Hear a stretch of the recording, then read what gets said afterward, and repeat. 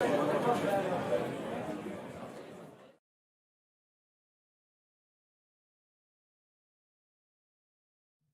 and welcome back to Continual. I'm your host, Jim Nettles, and tonight we're going to be talking about holidays in science fiction and fantasy.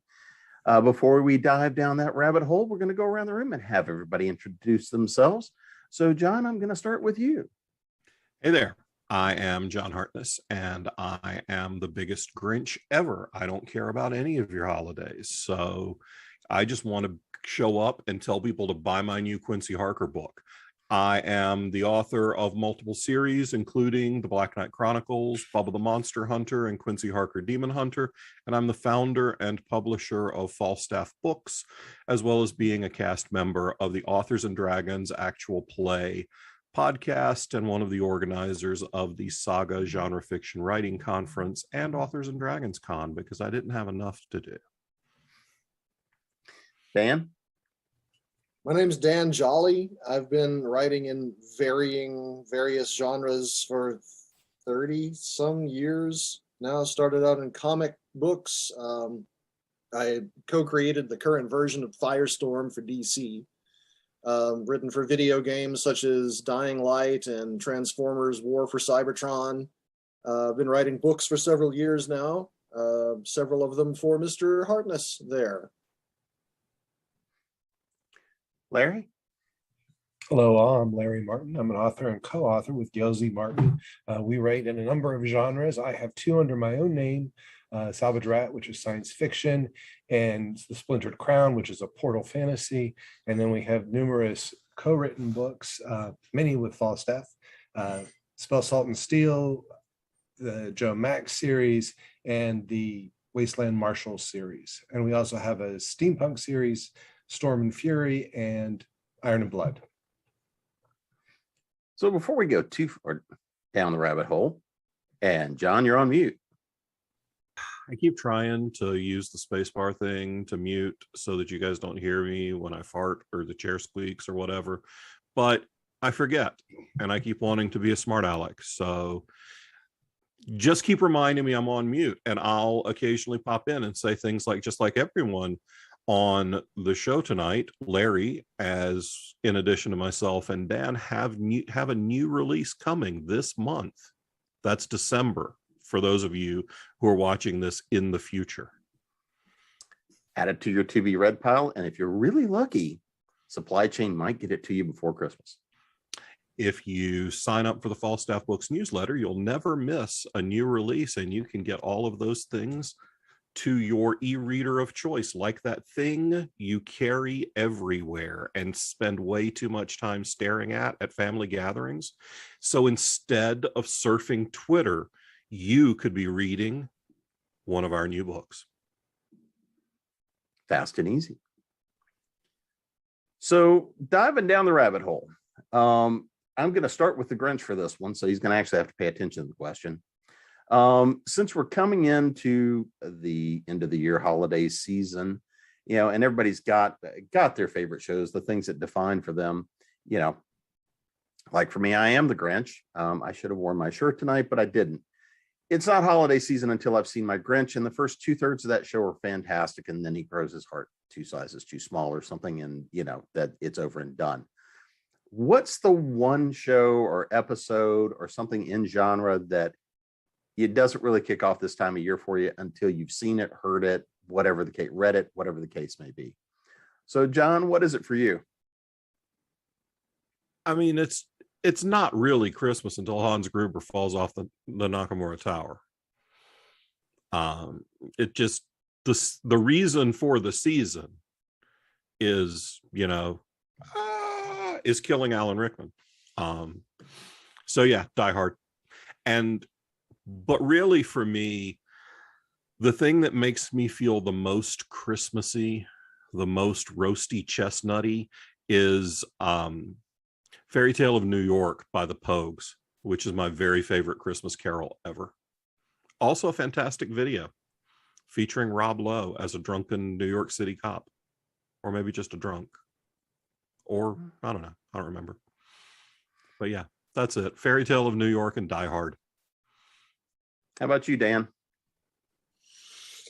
We just recently, my wife and I just recently rewatched Grimm, which, for all of its flaws, is one of my favorite TV series ever. It's the only TV series that has ever made me even consider writing fan fiction. And they have one of my favorite episodes is the Christmas episode where Monroe the Blutbod decorates his house for Christmas. It's a whole thing. I can't say that triggers the Christmas feeling every year, but this year that's what did it for me. How about you, Larry? I don't know that we have anything in particular. It varies by year. This year we started out with the Christmas Carol. We have numerous versions this year. We happen to start with the Muppets. So looking at holidays, I mean, because one of the things that unites and creates people and cultures is the idea of what holidays they've got.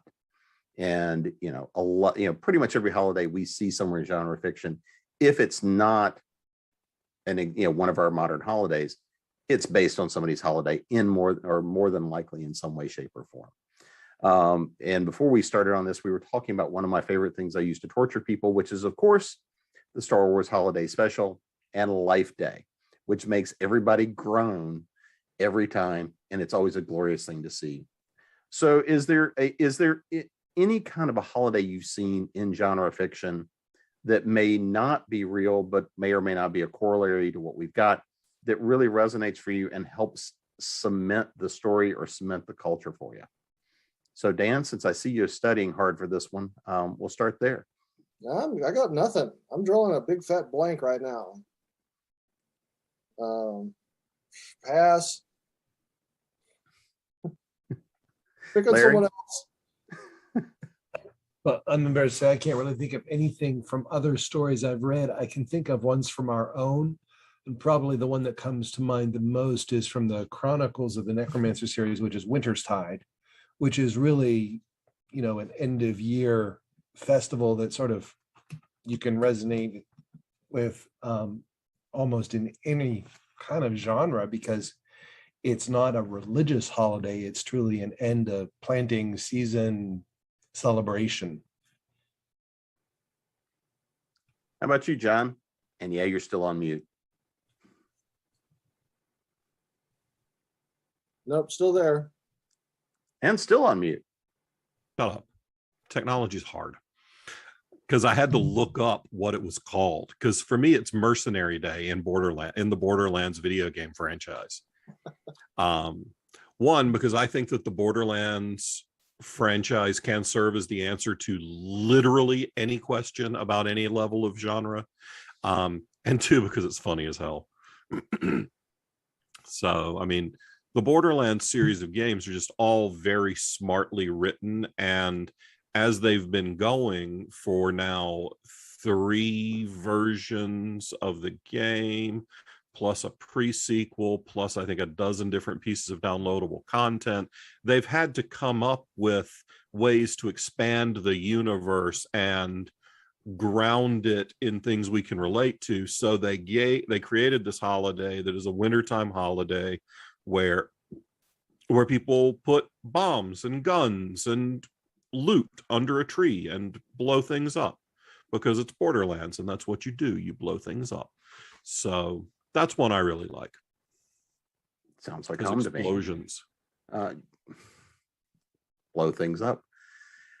So have you incorporated, and I know Larry, you sort of started down this path, have you actually incorporated holidays into any of your own work, especially if it's more current stories and whatnot?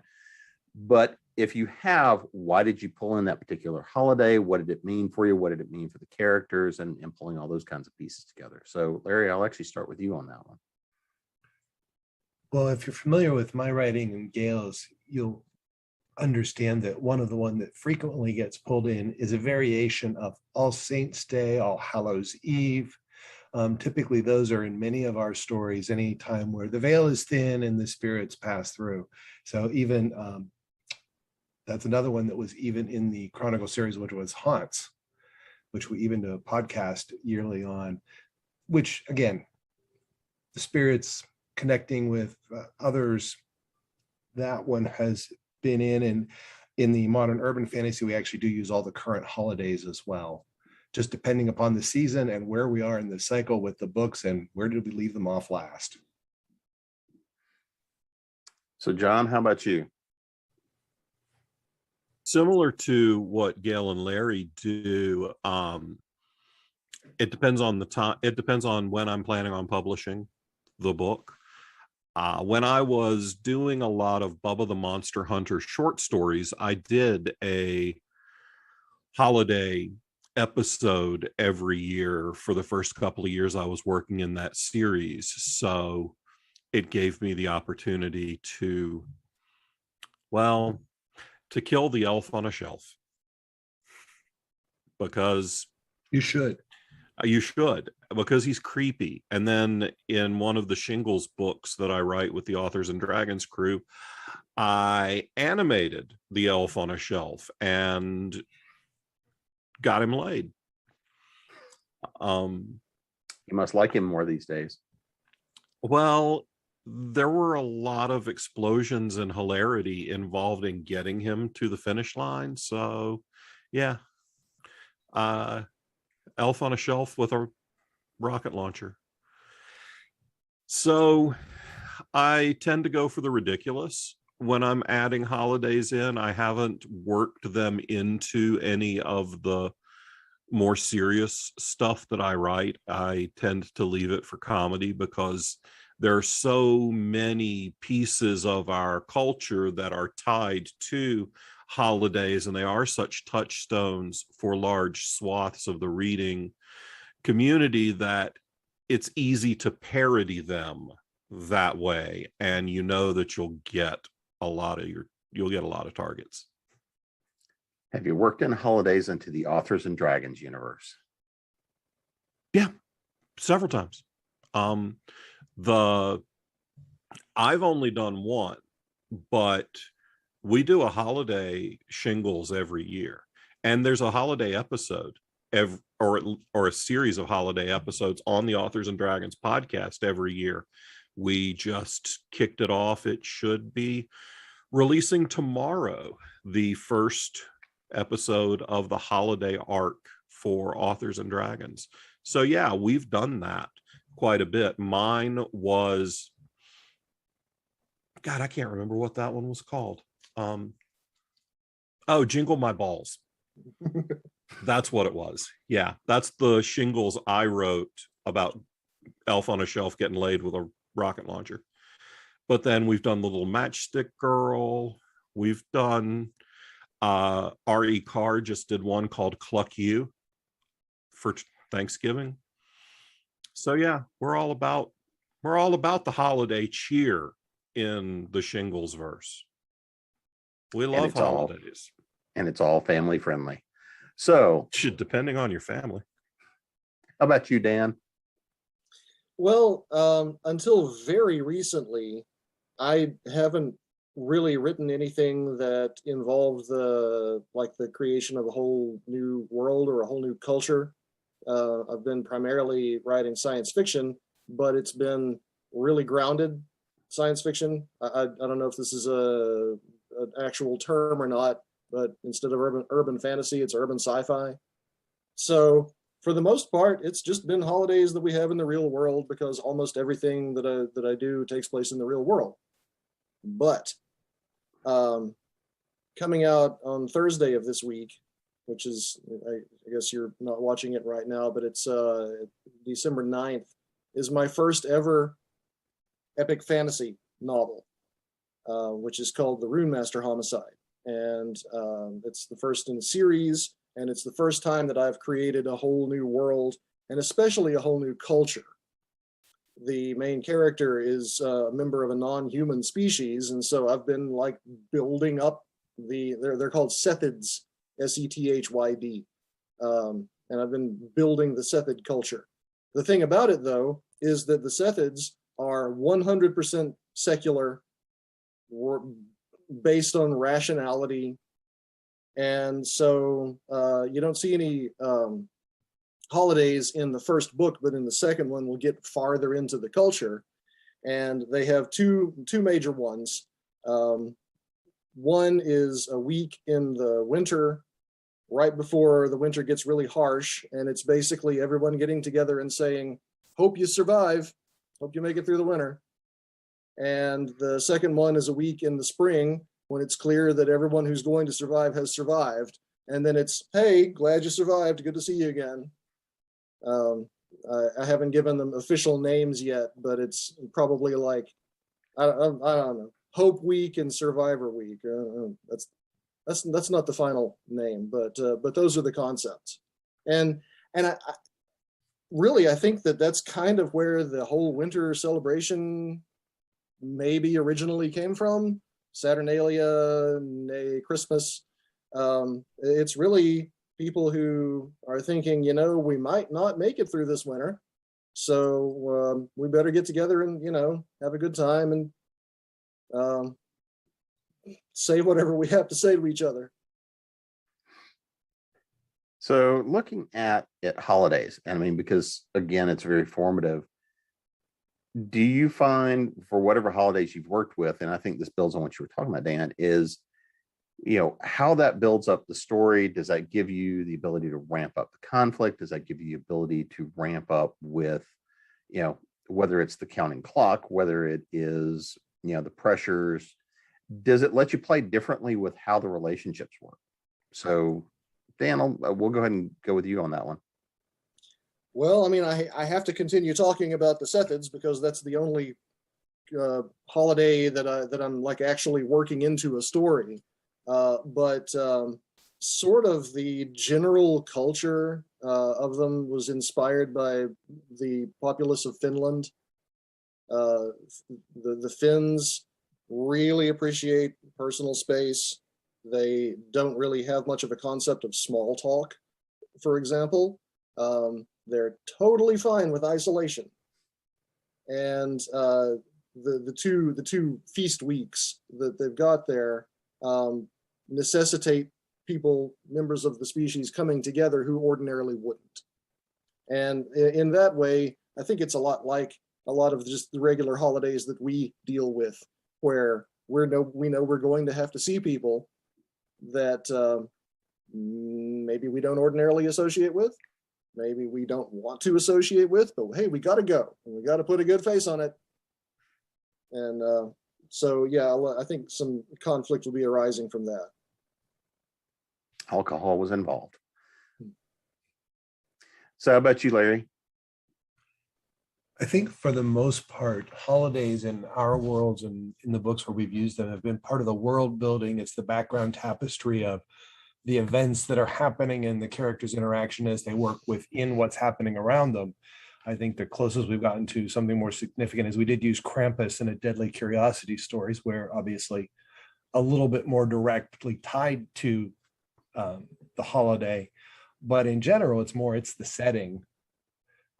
We haven't used it as a character builder or a conflict in any of the ones I can think of. And the other thing I'd say is oftentimes holiday stories for us have also been in anthologies, or short stories are prompted because that was the prompt for, can you set a story in this world at the holiday so we can put a book together of holiday stories, whether that's Halloween, Christmas, whatever. So it may include the cast, but again, it's the background, not the story. How about you, John?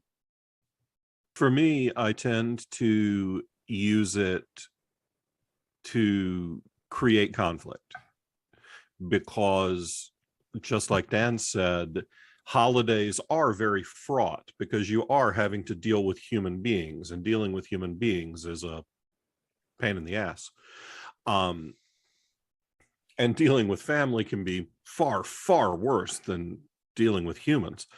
For those of you who think that, well, your family is human, you haven't met my family. So I tend to also use it as setting, but in the holiday stories that I write, the setting provides or creates conflict by its nature and by the way that we have to interact with events and people. So looking at some of the stories we see in popular culture that are playing with and using holidays. If you were looking to kind of adopt some of those strategies, like right now we've been watching Hawkeye, and Hawkeye uses Christmas as the ticking clock, to set for the story and setting the pace, and it's a big part of the conflict. With some of the holiday movies, shows, whatever it is that you're watching, what are the elements that really pull you in, that the holiday is core to the story, it's core to what pulls you into it, and that it kind of pulls and influences, and maybe something you'd want to work with or use, or it's something that just really attracts you to the story itself. So Larry, I'll go to you. Oh, go ahead. I'm just going to jump on this one because I have an idea, and that's what happens. There's a couple of things that Hawkeye is doing very well that are core to the idea of the story, and one of them is the ticking clock. And yes, that's ever present as he's trying to get home to his family before Christmas. I can't spoil anything because the whole rest of the series isn't out yet, so I don't know enough to spoil, so piss off. He's trying to get home. But the separation from family is also really a big deal in episode 3 that just dropped last week. And I think that kind of separation or isolation at a time when you expect to be with family, friends, loved ones of whatever stripe, that's something that I think is very useful for creating conflict, in addition to the ticking time bomb. That imposed separation between your characters can be very useful.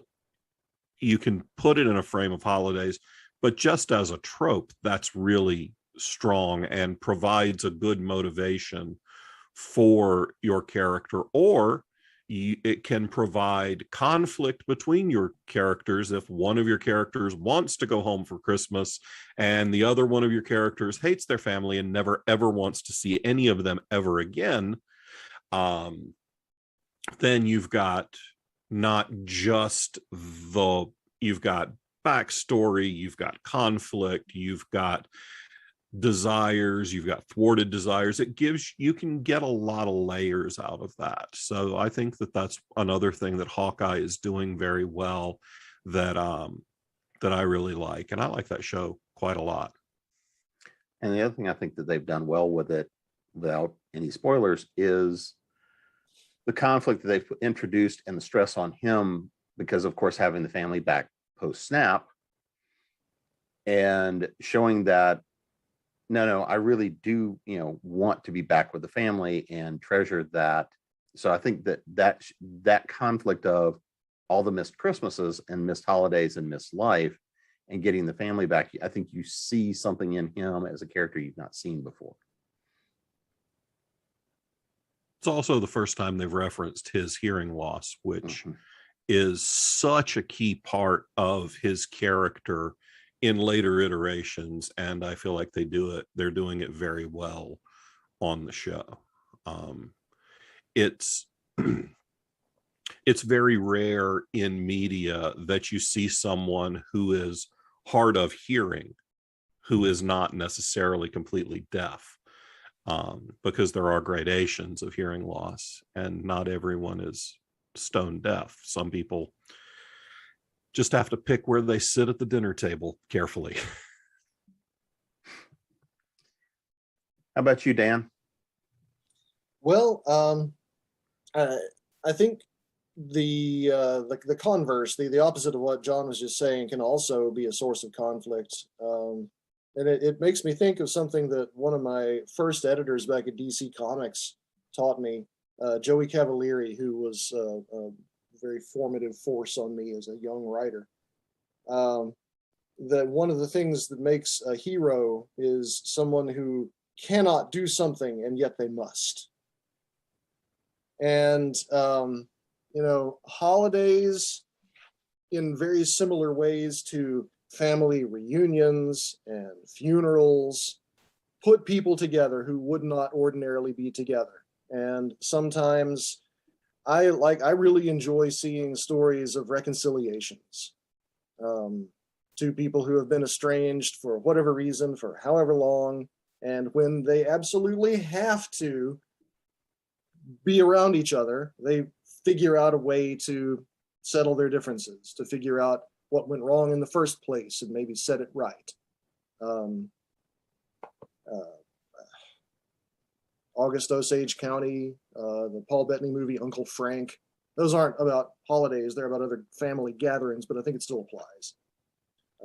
It's a nice thing to see. So you like the Hallmark Christmas movies where the estranged sisters come home to the small town and they each find a hunky guy in plaid who owns a Christmas tree farm. Okay. That's one of the four plots. Yes, the four Hallmark plots. There may only be two. That's one of them, yes. Mark Twain said that there's only two plots. Somebody comes to town or somebody leaves town. That's all you got. And, he was a pretty smart guy, that Twain. Mm-hmm. And Dan Jolley is available to write your Hallmark scripts now. Hallmark in space. Well, yeah. Call me up. Hallmark Storm. How about you, Larry? And if they came to Cabot Cove, they're going to kill someone. For real.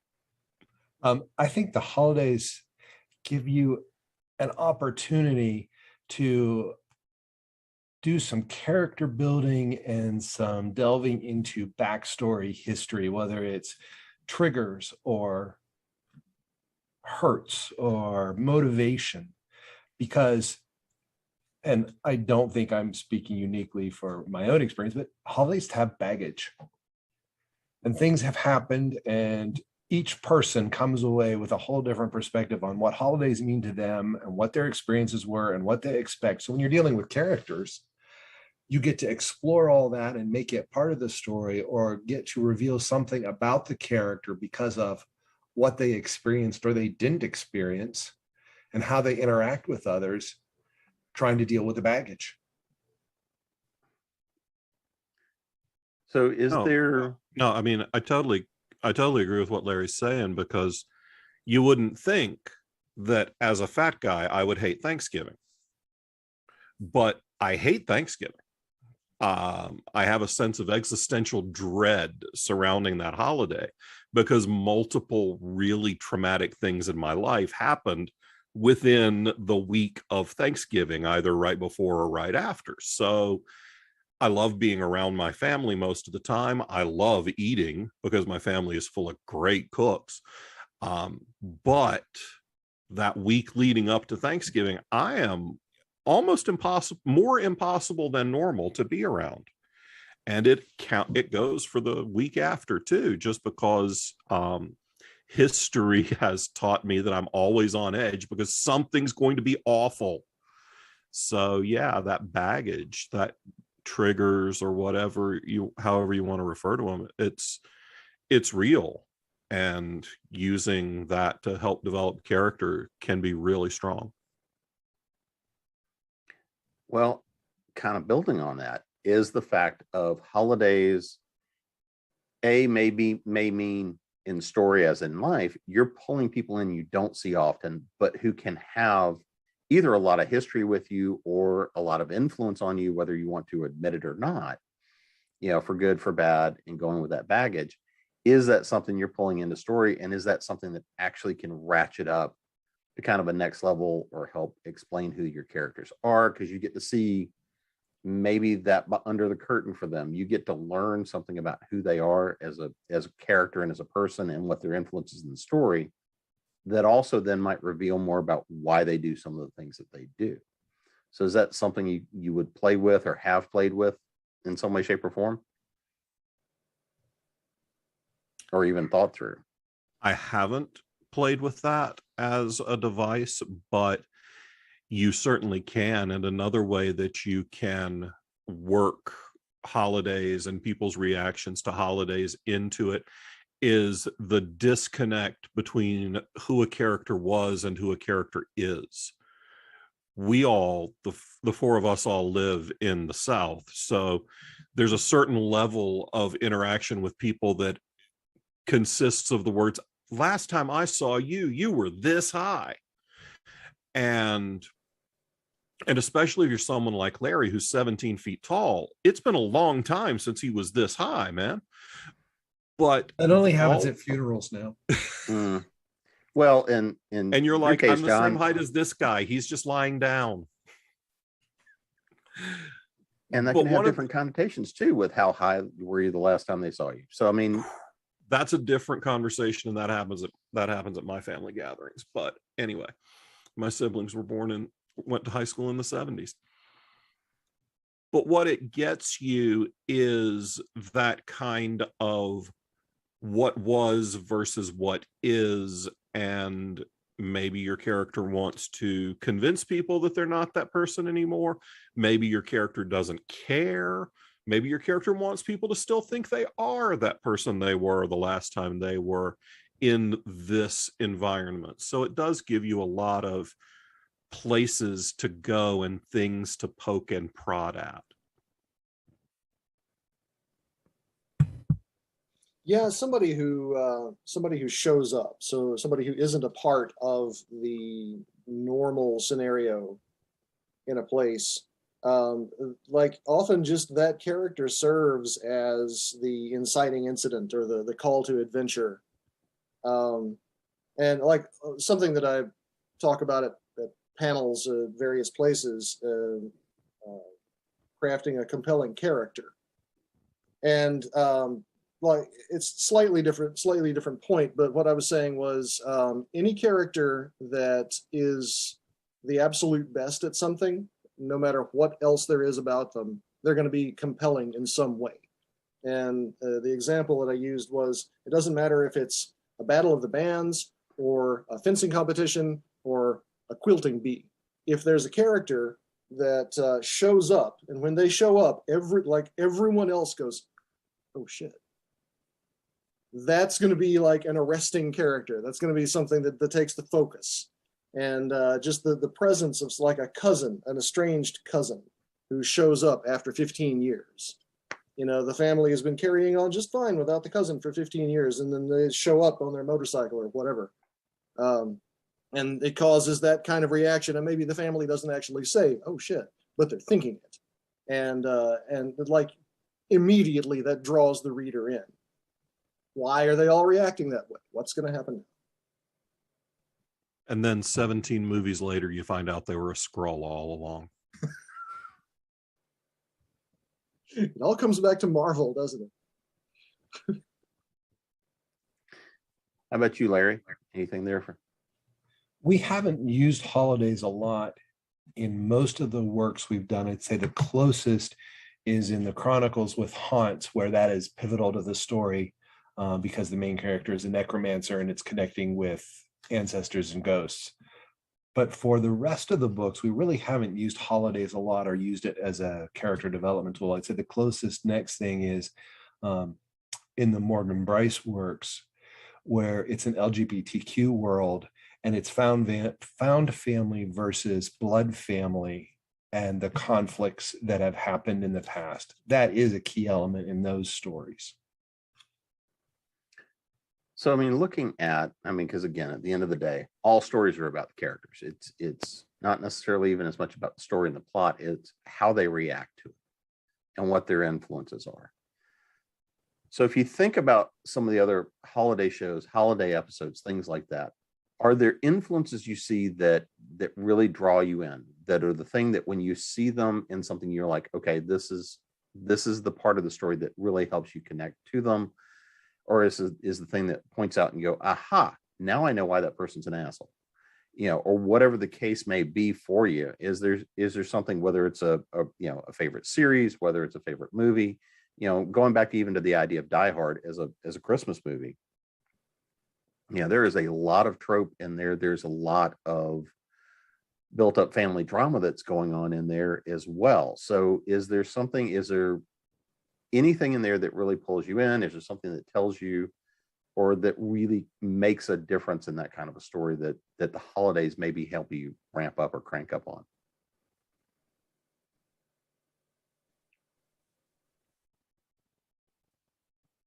I got nothing.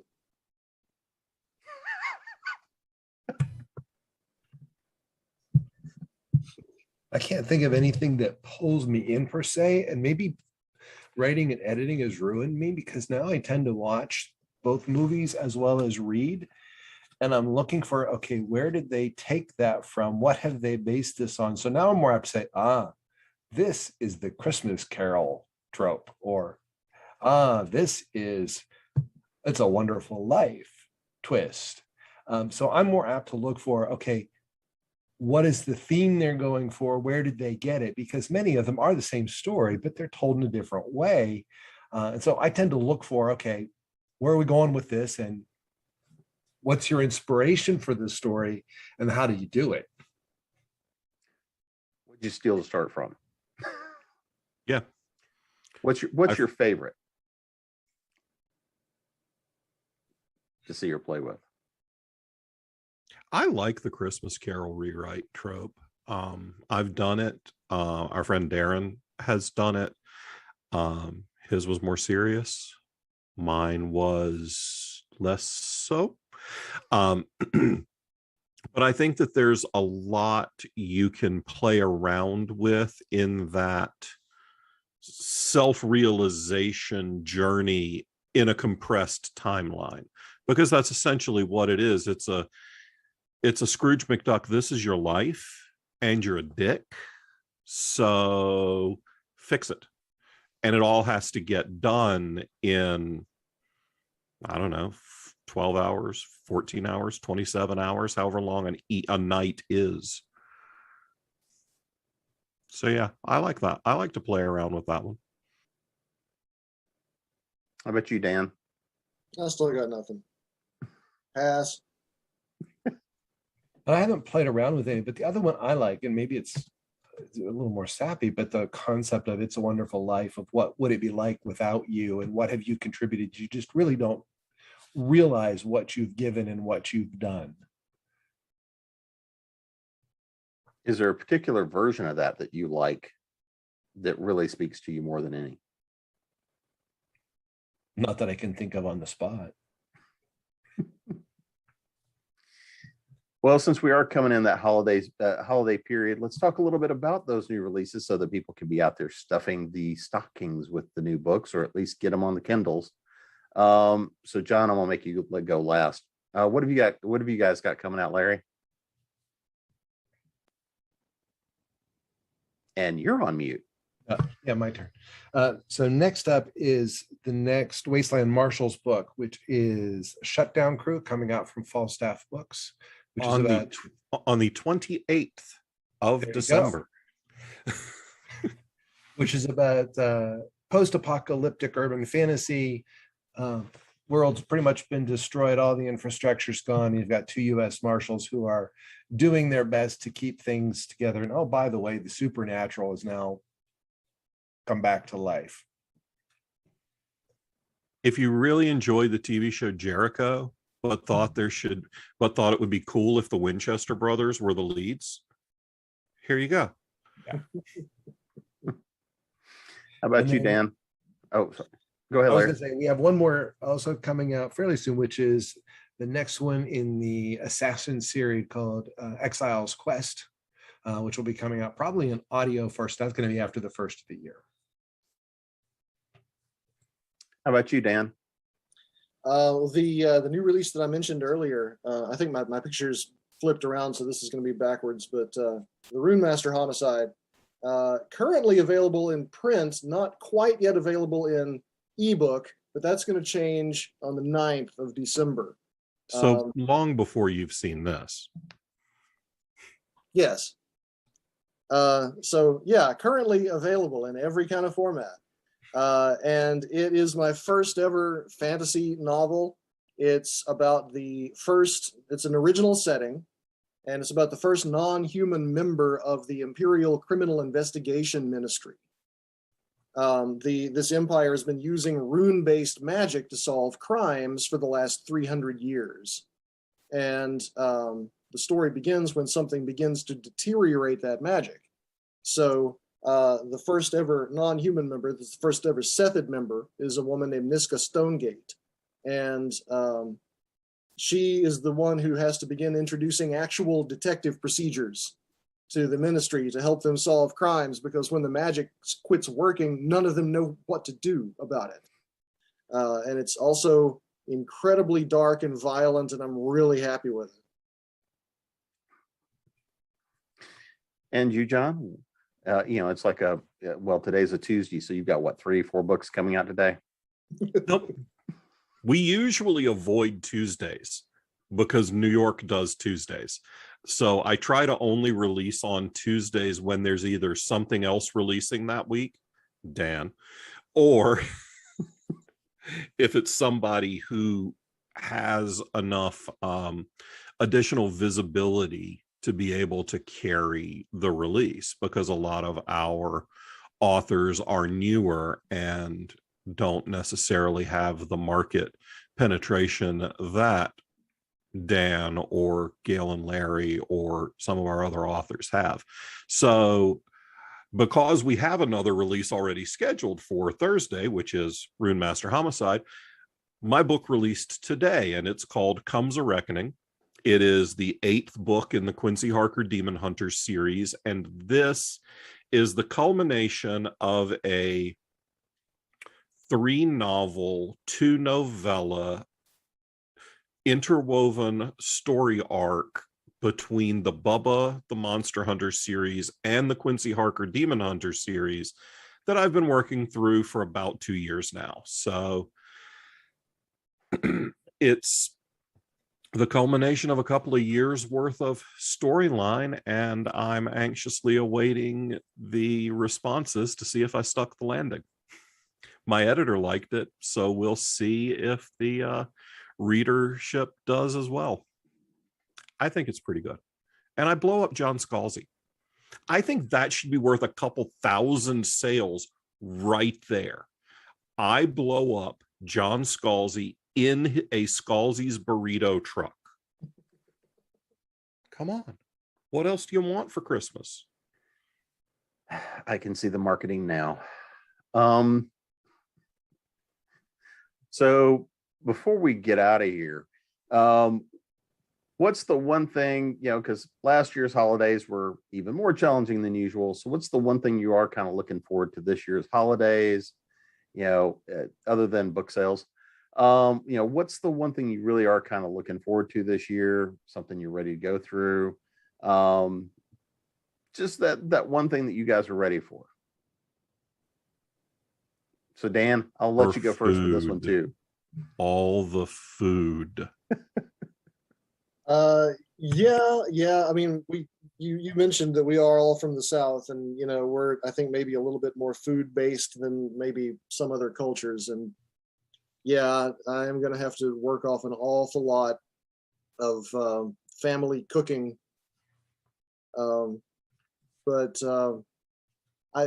Okay.